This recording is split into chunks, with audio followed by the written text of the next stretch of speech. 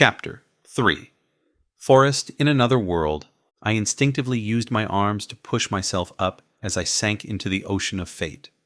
To my surprise, the water was shallow, and my head easily broke the surface. The sky was different.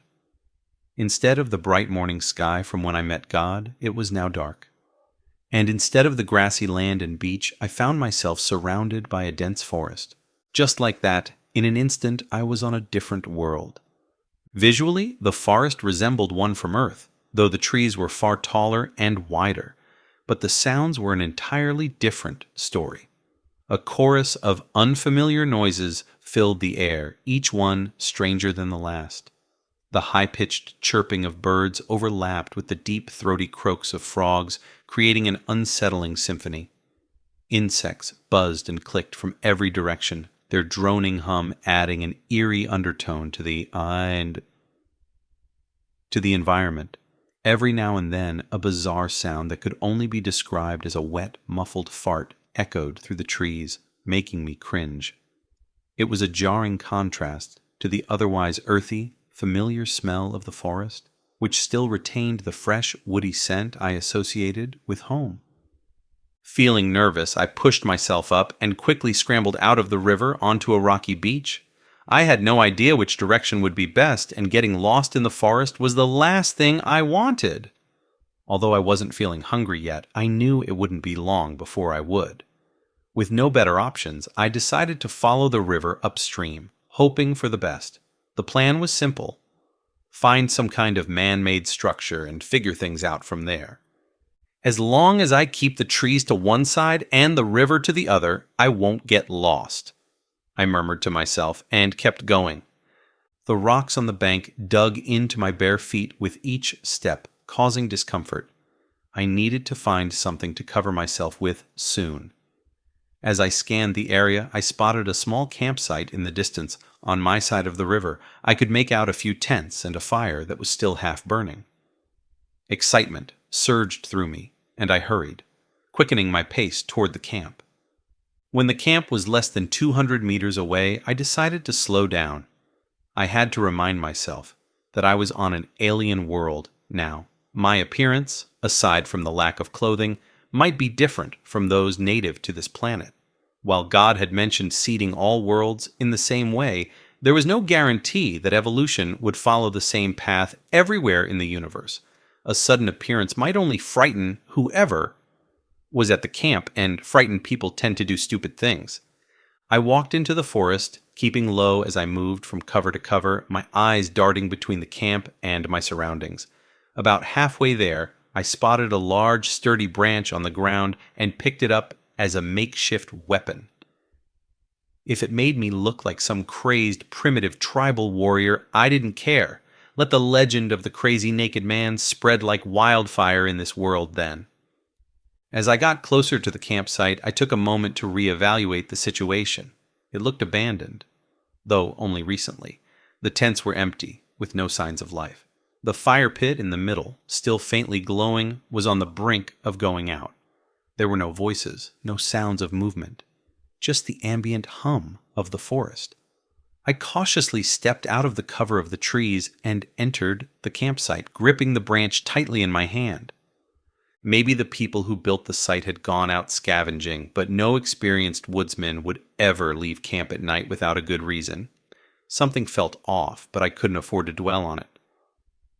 Luck seemed to be on my side, and I wasn't about to waste a second. I began searching the tents one by one, looking for any clothes that could help cover myself up.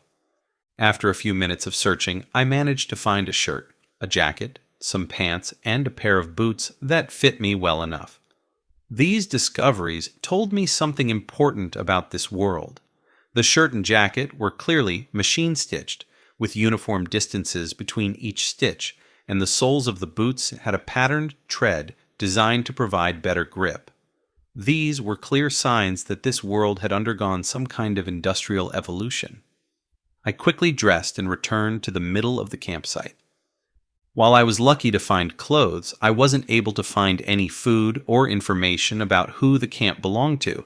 If it had been merchants, surely there would have been merchandise and guards protecting the goods. If it were military, the camp would have been better concealed. The reason for the abandonment remained a mystery, and I decided it was best not to use the tents.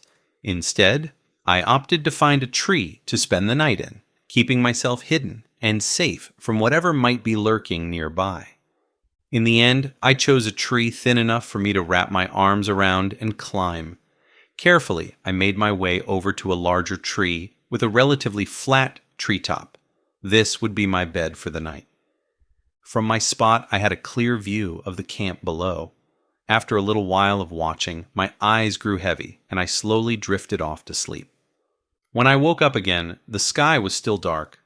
I must have only slept for a few hours at most. I glanced towards the camp. There was still no sign of movement. The fire was gone by now, with only a faint glow emanating from the hot charcoal remains. Something felt off, however. The forest was quiet. No bird chirps, no insect sounds. Even the strange fart-like noises were gone too.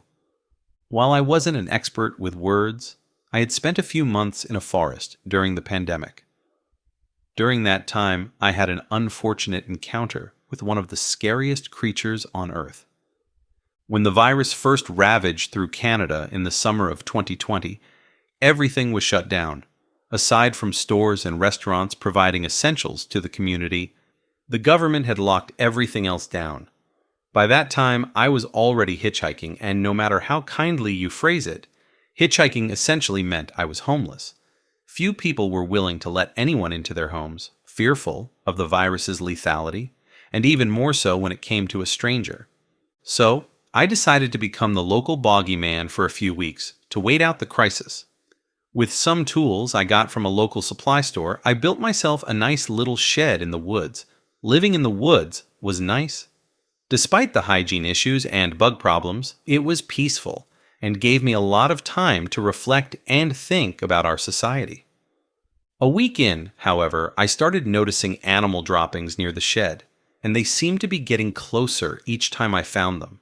I didn't think much of it because I was relatively close to civilization and figured it was probably a deer, which was common in the region where I was staying. So, imagine my surprise when I pushed the door open one morning and came face to face with a large grizzly bear. My heart literally skipped a beat, and I slammed the door shut. The bear must have known I was there and had been getting closer to my humble little estate every day. Despite my undeniable Canadian pride, it's in moments like that when I wished I was an American. I shouted as loud as I could while the bear scratched at the wooden wall and pushed against it. I was terrified, using all my strength to press against the opposite side of the wall. Bang! I heard a loud boom from outside, and suddenly the pressure on the wall disappeared. Heavy footsteps retreated hurriedly into the woods. I collapsed onto my bed, my strength completely drained. A ranger on patrol had heard the commotion and saved me. One shot from his Colt C-19 rifle had scared off the grizzly. If he had arrived any later, I might have already become bear food. He advised me not to stay in the region any longer, and, of course, I listened. I stayed in a hotel until the restrictions lifted. That was an experience I wished to never partook again. Unfortunately, that's exactly how I felt when I woke up. To the quiet forest. When danger arrives, the forest goes quiet. I guess that was a universal truth, no matter where you are. The silence is nature's way of warning you that something's coming, something you'd better be prepared for. So I prepared myself, lowering my body until I was completely flat against the treetop, staying as quiet as possible and listening intently. There was one thing working to my advantage, the ability to see clearly in the darkness. Thank you, God! I could hear people shouting and running in the distance, the sounds getting closer, followed by the unmistakable roar of some kind of beast. Moments later, I saw them. 2 men dressed in leather jackets and jeans, each carrying a burlap bag on their backs. One clutched a large rifle with both hands, while the other gripped a pistol. They fired continuously behind them into the shadows at something I couldn't see, all while sprinting toward my direction. A few seconds later, the monster came into sight. It looked like a bear, but with fiery red fur and 3 sets of limbs, which caused it to move in a strange, unnatural way. Its legs moved in waves, allowing it to take small, quick steps while keeping its body surprisingly stable as it pursued the men. The two men were firing their weapons, but most of their shots missed. It must have been pitch black for them, unlike me with my night vision ability. As they got closer, I noticed that the two men were likely hunters. Aside from the jackets and jeans they wore, they also had large machetes and horns hanging from their waists. Even in the near darkness, they moved with surprising coordination, firing and covering each other as they reloaded. They were heading straight towards me, no doubt trying to make it back to the camp. My head was spinning. Soon they'd reach my hiding spot. I had to think fast, either find a way to help them or, at the very least, stay hidden until it was safe. I decided to wait and watch. There wasn't much I could do without a real weapon, and the only thing that seemed to hurt the creature was the hunter's guns. If I wanted to stand a chance of killing the bear-like beast, I'd have to get my hands on one of their firearms. The two hunters rushed past me. One dove into one of the tents, while the other, clutching the rifle, continued firing at the bear. A lucky shot hit the beast square in the right eye, stunning it as it roared, its front limbs desperately trying to shield its damaged eye. That's when the second hunter reappeared, holding a spike-like object in his hand. I had seen it earlier while scavenging and assumed it was just a tent stake, but now I realized it was an explosive. The hunter pulled the cap off the dull end and hurled it toward the creature. In the near-pitch darkness, the grenade missed its mark by a small margin, flying past the bear and embedding itself in the dirt behind it.